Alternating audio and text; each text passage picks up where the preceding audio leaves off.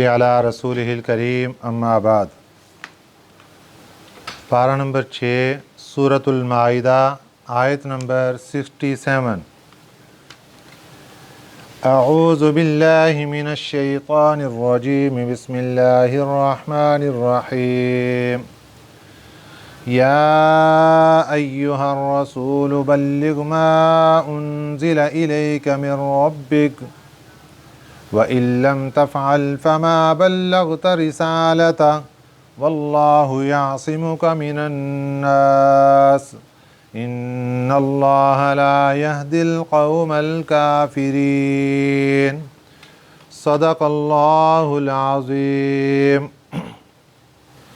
گزشتہ اسباق میں یہودیوں کی طرف سے نبی پاک صلی اللہ علیہ وسلم کو مختلف انداز سے تکلیفوں کا سامنا کرنا پڑا، کبھی زبانی طور پر تکالیف، کبھی جسمانی طور پر تکالیف، کبھی کافروں کے ساتھ مل کر پروپیگنڈا کر دیا، کبھی اللہ تعالیٰ کی جناب میں گستاخانہ الفاظ بول دیے۔ یہ وہ چیزیں تھیں جن سے آپ صلی اللہ علیہ وسلم کو بہت تکلیف پہنچی۔ اللہ تعالیٰ نے نبی پاک صلی اللہ علیہ وسلم کو ارشاد فرمایا، یا ایہا الرسول، اے رسول پاک صلی اللہ علیہ وسلم، بلغ، پہنچا دیجئے، ما انزل الیک، وہ پیغام جو اتارا گیا، الیک، آپ کے پاس، جو آپ کے پاس پیغام اترا اس کو پہنچا دیجئے، من ربک، تیرے رب کی طرف سے اترا، اس کو آگے پہنچائیے۔ آپ اللہ تعالیٰ کا پیغام آگے پہنچائیے، آپ اپنی ڈیوٹی کے فرائض پورے سر انجام دیجئے۔ اس کے بعد اللہ تعالیٰ نے ایک جملہ ارشاد فرمایا، وَإِن لَّمْ تَفْعَلْ، اگر آپ نے ایسا نہ کیا، یعنی جو ہم نے ڈیوٹی لگائی ہے، اس ڈیوٹی میں، ان فرائض میں ایک فرض میں بھی اگر کوتاہی ثابت ہو گئی، اس ڈیوٹی میں اگر ایک بھی کمی رہ گئی، وَإِن لَّمْ تَفْعَلْ، اگر آپ نے ایسا نہ کیا، فَمَا بَلَّغْتَ رِسَالَتَهُ، تو آپ نے اپنی رسالت کا پیغام، اپنی رسالت آگے نہیں پہنچائی، پیغام آگے نہیں پہنچایا، کچھ بھی نہیں پہنچایا آگے۔ فما بلغت رسالتہ کی ہو ضمیر اللہ تعالیٰ کی ذات کی طرف لوٹ رہی، رسالت کا معنی پیغام، اس اللہ کا پیغام فما بلغت، آپ نے آگے نہیں پہنچایا۔ تو اس آیت مبارکہ میں اللہ تعالیٰ نے نبی پاک صلی اللہ علیہ وسلم کو یہ تسلی دے دی کہ آپ کا کام ہے بات پہنچانا، آپ ان کی وجہ سے خوف زدہ نہ ہوں، آپ ان کی باتوں کی وجہ سے پریشان نہ ہوں، دل چھوڑ کر بیٹھے نہیں، آپ اپنا کام کرتے رہیں، کوئی دینی فریضہ بھی رہ نہیں جانا چاہیے۔ نبی پاک صلی اللہ علیہ وسلم نے حجۃ الوداع کے موقع پر جب آپ صلی اللہ علیہ وسلم کے سامنے 1,24,000 کم و بیش، اور ایک روایت میں 1,40,000 صحابہ اکرام رضوان اللہ علیہم اجمعین کی تعداد میدان عرفات میں موجود تھی، میرے آقا صلی اللہ علیہ وسلم خطبہ ارشاد فرما رہے ہیں۔ اس خطبے میں میرے آقا صلی اللہ علیہ وسلم نے ارشاد فرمایا، بتاؤ میرے صحابہ، میں نے بات پہنچا دی؟ جو اللہ کا پیغام تھا پورا آپ تک پہنچ گیا؟ جی اللہ کے رسول پہنچ گیا۔ میرے آقا صلی اللہ علیہ وسلم نے ارشاد فرمایا کہ اللہ تو گواہ ہو جا کہ میں نے ساری بات پہنچا دی ہے۔ یہ تھی وہ ڈیوٹی جو میرے آقا صلی اللہ علیہ وسلم کی اللہ تعالیٰ نے لگائی، اور 23 سال کے عرصے میں میرے نبی صلی اللہ علیہ وسلم نے یہ پیغام اپنی امت تک پہنچا دیا۔ اب اس ڈیوٹی کے اندر میرے آقا صلی اللہ علیہ وسلم نے کبھی بھی کسی قسم کی کوتاہی نہیں آنے دی۔ یہ ڈیوٹی کیا تھی؟ मेरे तक दीन पहुंच जाए। ये ड्यूटी क्या थी? हम सब तक दीन पहुंच जाए। कुरान पाक जिस अंदाज से मेरे अल्लाह ने नाज़िल फरमाया उस अंदाज से हम तक पहुंच जाए। नमाज का तरीका हम तक पहुंच जाए, रहने सहने का तरीका हम तक पहुंच जाए, हर घर का इस्लामी माहौल हम तक पहुंच जाए। खाने का तरीका क्या, उठने का तरीका क्या, बैठने का तरीका क्या, शादी रस्म व रवाज क्या, एक एक चीज़ मेरे आका सल्लल्लाहु अलैहि वसल्लम ने हम तक पहुंचा दी। पहुंचाई नहीं, पहुंचाने का हक अदा कर दिया। अब आगे क्या क़यामत के दिन हमसे नहीं पूछा जाएगा? जो अल्लाह अपने लाडले नबी को, जो अल्लाह ताला इस कायनात के दूल्हे को यहाँ तक बात इरशाद फरमा रहे हैं, व इल्लम तफ़अल, अगर आपने कोई बात भी ना पहुँचाई, एक बात भी अगर आपकी रह गई, फमा बल्लगता रिसालता, गोया कि आपने कुछ भी नहीं पहुँचाया। कितना सख्त तरीन जुमला मेरे आका सल्लल्लाहु अलैहि वसल्लम को अल्लाह ने फरमा दिया। किस लिए? कि ये ड्यूटी पूरी तरह अंजाम देनी। उन्होंने तो अंजाम दे दी, हम तक दीन पहुंचा दिया। क्या हमसे क़यामत के दिन सवाल नहीं होगा कि नबी पाक सल्लल्लाहु अलैहि वसल्लम ने तो अपने दीन पहुंचाने के अंदर अपना जिस्म ज़ख्मी करवाना पड़ा तो करवा दिया। इस दीन के पहुंचाने के अंदर आप सल्लल्लाहु अलैहि वसल्लम के दंदान मुबारक तक शहीद हो गए। इस दीन के पहुंचाने के अंदर मेरे आका सल्लल्लाहु अलैहि वसल्लम सर से लेकर पांव तक लहूलुहान हो गए। सब कुछ बर्दाश्त किया, लेकिन हम तक दीन पहुंचा दिया। अब हमारी जिम्मेदारी है। मेरे आका सल्लल्लाहु अलैहि वसल्लम ने मैदान अरफात के खुतबे में सहाबा इकराम को एक बात इरशाद फरमाई थी कि तुमने जो सुन लिया वो अपने गायबीन तक पहुंचा दो, जो यहाँ मौजूद नहीं उन तक पहुंचा दो। इसमें दो बातें थीं, एक जो इस मैदान अरफात में इस वक्त मौजूद नहीं उन तक पहुंचाओ, दूसरी बात यह थी कि जो लोग अभी पैदा भी नहीं हुए उन तक भी ये बात पहुंचा दो। सहाबा ने भी पहुंचा दी, औलिया अल्लाह ने जिम्मेदारियों के साथ हम तक बात पहुंचा दी।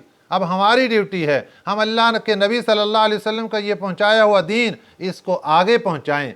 एक एक बात दीन की सुने और सुन के उनको आगे पहुंचाएं, खुद भी उस पर अमल करें, अपनी औलादों को भी अमल करवाएं और आगे आने वाली उम्मत को भी इस बात को पहुंचाएं और अमल का पाबंद बनाएं।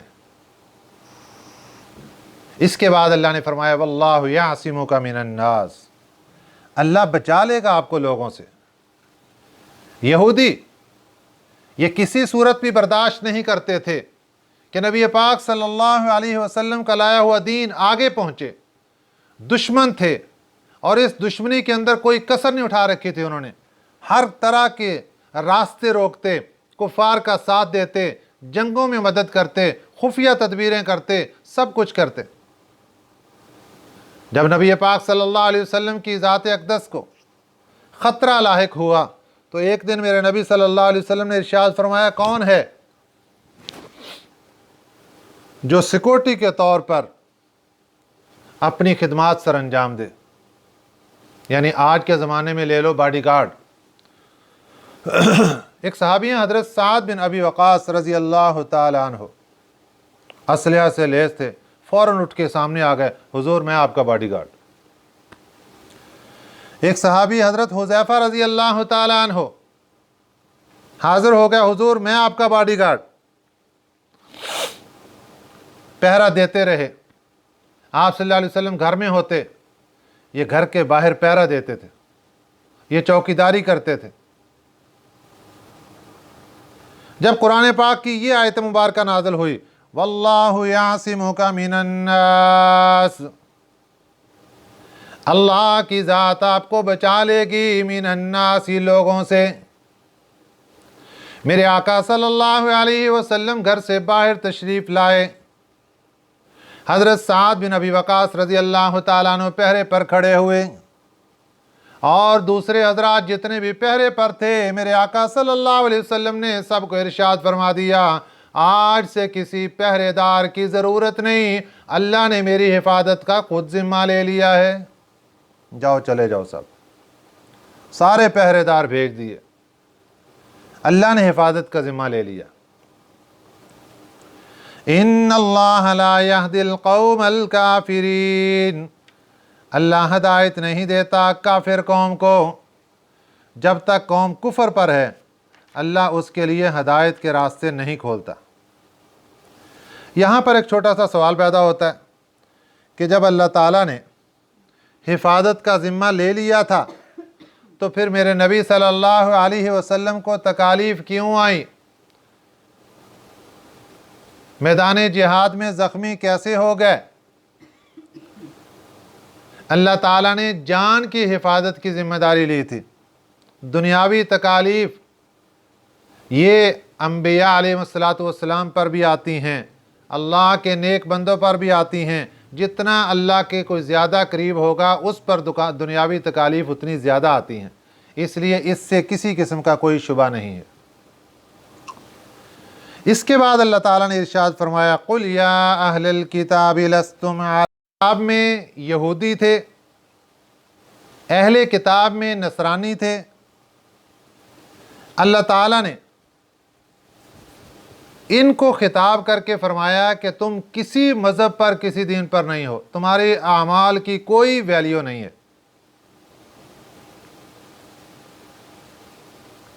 ये लोग अवामुन्नास के सामने ऐसा ऐसा मौक़िफ़ पेश करते थे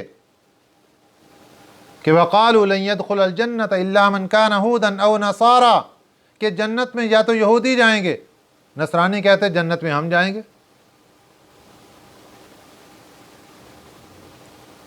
तो अल्लाह ताला ने फरमाया कि ये जितने दावे कर रहे हो, कुल इनको फरमा दीजिए, या अहलल किताब, अहले किताब लस्तुम अला शैइन, तुम किसी मज़हब पर नहीं हो। हत्ता तुकीमुत तौरात, यहाँ तक कि तुम कायम करो तौरात को, वल इंजीला, और इंजील को। क्या मतलब? तौरात किताब को खोलो, वो क्या कह रही है? जब तक उस किताब तौरात पर अमल नहीं होगा तुम्हारा कोई मज़हब शुमार नहीं होगा। जब तक इंजील किताब पर अमल नहीं होगा तुम्हारा कोई भी मज़हब शुमार नहीं होगा, तुम्हारा कोई अमल अल्लाह के यहाँ कबूल नहीं होगा। आपको मालूम होना चाहिए उस ज़माने में अहले किताब में से बहुत से लोग इल्मी कमालात के पहाड़ थे, बहुत से लोग दरवेश थे, बहुत से लोग मुजाहिदात और रियाजियात कर कर के अपने आप को खपाए हुए थे। लेकिन अल्लाह ताला ने इस आयत मुबारक में ये बात इरशाद फरमा दी कि जितनी मेहनतें तुमने की, जितनी रियाजतें की, जितने मुजाहिदात किए, जितनी इबादात की, ये तब काबिल कबूल होंगी जब तुम्हारा ईमान तौरात किताब पर पूरा होगा, जब तुम्हारा ईमान इंजील किताब पर पूरा होगा। खोलो तो सही, तौरात किताब क्या कहती है, इंजील किताब क्या कहती है। और तीसरे नंबर पर वमा उन्ज़िला इलैकुम मिर रब्बिकुम, और जो उतारी गई तुम्हारी तरफ तुम्हारे रब की तरफ से, इससे मुराद कुरान पाक है। अहले किताब, तुम्हारा ईमान तौरात पर भी होना चाहिए, तुम्हारा ईमान इंजील किताब पर भी होना चाहिए, तुम्हारा ईमान अल्लाह की नाज़िल करदा किताब कुरान मजीद पर भी होना चाहिए। जब तक तुम्हारा ईमान इन तीनों किताबों के मुताबिक नहीं होगा तुम्हारा कोई अमल अल्लाह के यहाँ कबूल नहीं होगा।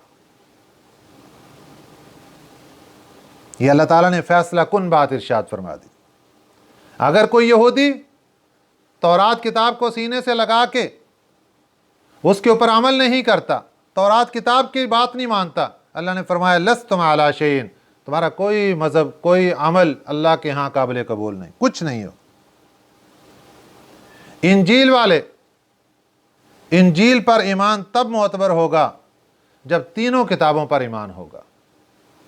आखिरी किताब कुरान मजीद पर भी ईमान ज़रूरी है। लेकिन अहले किताब जिनको अल्लाह ताला ने डायरेक्ट खिताब करके ये बात समझाई, फरमाया वला यजीदन्ना, यजीदन्ना ज़्यादा होगा, कसीरन बहुत से लोगों का, मिनहुम इन अहले किताब में से, कब मा उन्ज़िला इलैका मिर रब्बिका, اس کلام کی وجہ سے جو اتاری گئی آپ کی طرف تیرے رب کی طرف سے کیا زیادہ ہوگا؟ طغیان و کفرا، طغیان شرارت، و کفرا اور کفر۔ جب کتاب قرآن مجید ان کے سامنے آئے گی اہل کتاب کے، اکثر لوگوں کا ایمان نہیں بڑھے گا، ان کے اندر شرارت کا مادہ بڑھے گا، ان کے اندر کفر کا مادہ آگے بڑھ جائے گا، اور زیادہ کفر کے اندر بڑھتے ہوئے دین اسلام کی دشمنی ان کے اندر بڑھ جائے گی۔ فلا تأس علی القوم الکافرین، اے میرے پیارے پیغمبر آپ ان کافروں کے بارے میں کبھی بھی افسوس مت کریں۔ فلا تأس، نہ تو افسوس کر، علی القوم الکافرین، کافر قوم کے بارے میں، ان کا معاملہ اللہ کی ذات پر چھوڑ دو۔ اس کے بعد اللہ تعالیٰ نے دعوت فکر دی۔ دنیا میں 4 آسمانی کتابیں میرے اللہ نے نازل فرمائی، تورات، زبور، انجیل اور قرآن مجید۔ ان 4 آسمانی کتابوں کے ماننے والے مختلف ناموں سے مشہور ہیں۔ فرمایا ان الذین آمنوا، جو لوگ ایمان لائے، ایمان والے، قرآن مجید کو ماننے والے ایمان والے کہلاتے ہیں، مومن کہلاتے ہیں۔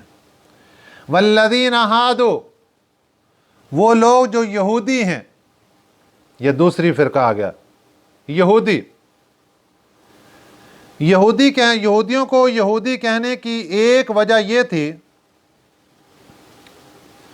کہ حضرت موسیٰ علیہ السلام نے اللہ تعالیٰ سے دعا کی تھی، جب کوہ طور پر 70 افراد کو لے کر گئے، انہوں نے اللہ کو دیکھنے کی تمنا کر دی، اللہ کی تجلی آئی اور سب کے سب مر گئے وہیں پہ۔ اس کے بعد جب اللہ تعالیٰ نے ان کو زندہ فرما دیا، وہاں پر حضرت موسیٰ علیہ السلام نے دعا کی تھی، اِنَّا ہُدْنَا إِلَيْكَ۔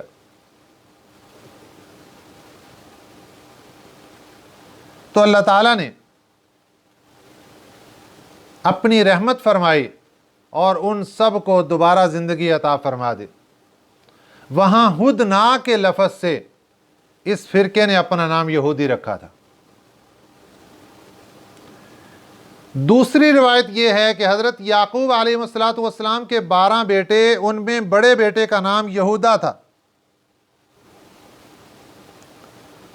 اس کی وجہ سے اس فرقے نے اپنا نام یہودی رکھ لیا۔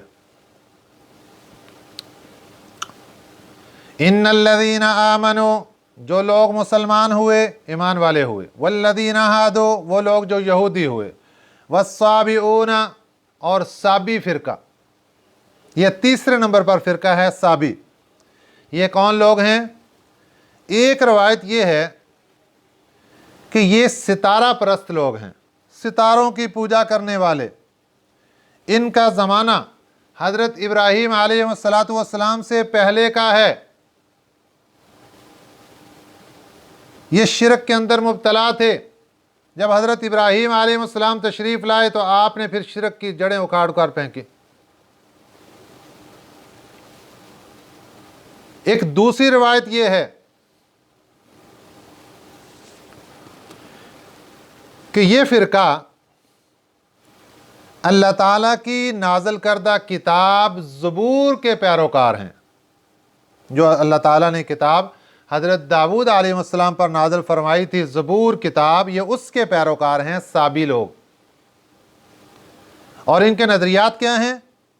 یہ فرشتوں کی پوجا کرتے ہیں، فرشتوں کو خدا مانتے ہیں۔ دوسرا نظریہ، یہ بیت اللہ کو قبلہ نہیں مانتے، خلاف قبلہ نماز پڑھتے ہیں۔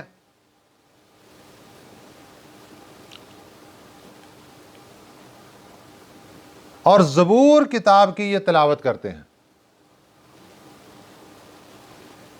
یہ ہے سابی فرقہ۔ چوتھے نمبر پر والنصارى، نصرانی فرقہ۔ ان کو نصارہ کیوں کہا گیا؟ اس کی ایک وجہ یہ تھی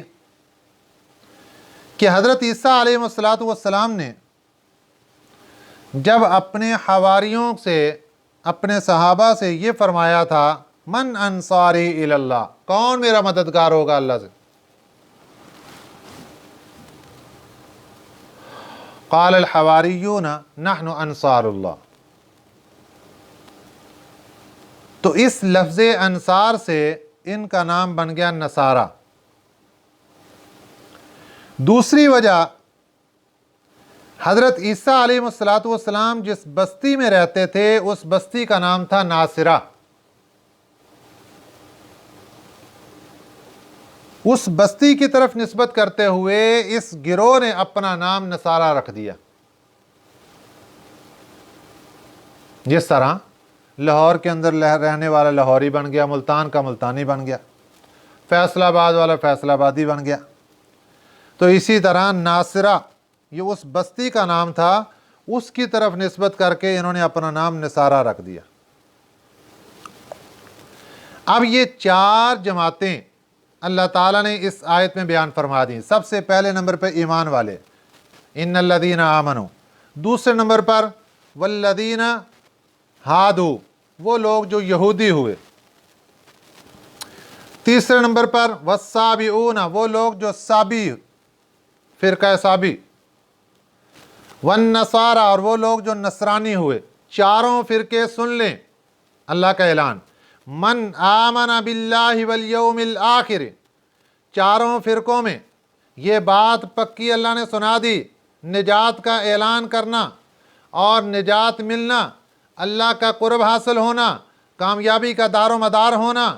من آمن باللہ، جو اللہ کی ذات پر ایمان لائے گا، والیوم الآخر، آخرت کے دن پر ایمان لائے گا، وعمل صالحا، اور نیک اعمال کرے گا، فلا خوف علیہم ولا هم یحزنون، ان کے اوپر نہ کوئی خوف ہوگا نہ وہ آخرت کے دن غمگین ہوں گے۔ یہ دعوت فکر اللہ تعالیٰ دے رہے ہیں تین فرقوں کو، یہودیوں کو، سابی لوگوں کو اور نصرانیوں کو۔ ایمان والوں کا تذکرہ کیوں کیا؟ ایمان والوں کا تذکرہ کرنے کی ایک وجہ یہ ہے کہ اللہ تعالیٰ نے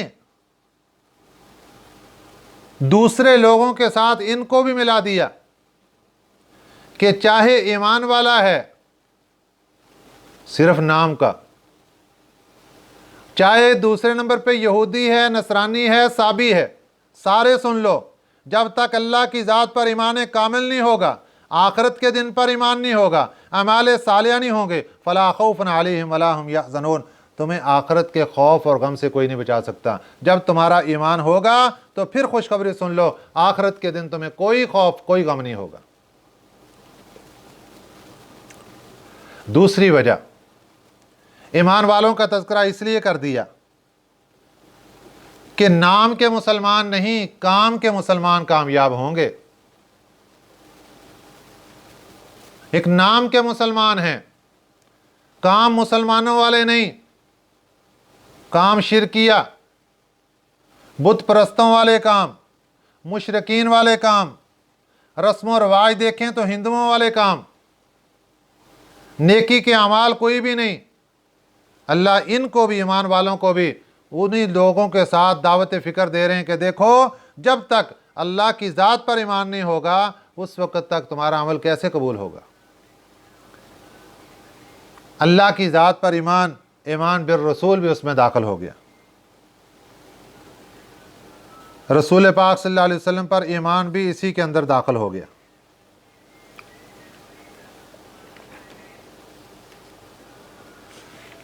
اللہ کی ذات پر ایمان یہ بھی آ گیا، اور آخرت کے دن پر وہ بھی، اور اس کے ساتھ ساتھ اعمال صالحہ کی شرط بھی لگا دی، یہ جس کے اندر پائے جائیں گے وہ اس کے لیے خوشخبری ہے کہ فلا خوف علیہم ولا هم یحزنون۔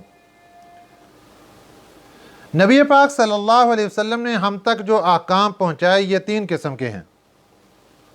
نمبر ایک، وہ احکام جو قرآن پاک کے ذریعے ہم تک پہنچے، صراحتاً قرآن پاک میں مذکور۔ نمبر دو، وہ احکام امت تک پہنچائے جو قرآن پاک میں مذکور نہیں، آپ صلی اللہ علیہ وسلم نے अल्लाह के हुक्म से पहुँचाए, लेकिन वो वही गैर मतलूब के दर्जे में। हदीस मुबारका है भी अल्लाह ताला की तरफ से वही, लेकिन वो वही गैर मतलूब है। और तीसरे नंबर पर आप सल्लल्लाहु अलैहि वसल्लम के कुछ अहकामात वो हैं कि जो आप सल्लल्लाहु अलैहि वसल्लम ने उम्मत तक पहुँचाए अपने इज्तिहाद और क़ियास के ज़रिए से। अल्लाह ताला ने वहाँ पर खामोशी इख्तियार फरमाई, गोया कि उन अमाल को, उस आप सल्लल्लाहु अलैहि वसल्लम के इज्तिहाद को, क़ियास को अल्लाह ताला ने पास किया कि ये जो आप फरमा रहे हैं ये बिल्कुल दुरुस्त फरमा रहे हैं। तो तीन किस्म के अहकाम अल्लाह के नबी सल्लल्लाहु अलैहि वसल्लम ने हम तक पहुँचाए। ये तीनों किस्म के अहकामात पर अमल करना ये ज़रूरी है। अगर किसी का किसी पर भी अगर कमी पेशी हो गई तो उसके आमाल अल्लाह के यहाँ कबूल नहीं होंगे। तो हमें चाहिए हम आप सल्लल्लाहु अलैहि वसल्लम की तालीमात को सामने रखें, जो कुरान पाक के अहकामात हैं उन पर भी अमल करें, अहादीस मुबारका से जो अहकामात मिले उन पर भी अमल करें। आप सल्लल्लाहु अलैहि वसल्लम ने अपने इज्तिहाद और क़ियास के ज़रिए से जो जो अहकामात हम तक पहुँचाए उन पर भी अमल करें। जब इन पर अमल करेंगे आमाल सालिहा हो गए। आमाल सालिहा करने के बाद फिर हमारे लिए खुशखबरी होगी कि अल्लाह के नबी सल्लल्लाहु अलैहि वसल्लम का ये इरशाद होगा, अल्लाह के नबी सल्लल्लाहु अलैहि वसल्लम का ये इरशाद होगा कि ठीक है फिर इंसान पास हो गया। और कुरान पाक की इस आयत मुबारका के मुताबिक फ़ला खौफ़ुन अलैहिम वला हुम यहज़नून, ना उनके ऊपर कोई खौफ होगा और ना क़यामत के दिन उनको किसी किस्म का कोई गम होगा। अल्लाह ताला हमें सही समझ नसीब फरमाए और अल्लाह ताला हमें इन बातों पर अमल करने की तौफ़ीक़ अता फरमाए। आमीन। वमा अलैना इल्लल बलागुल मुबीन।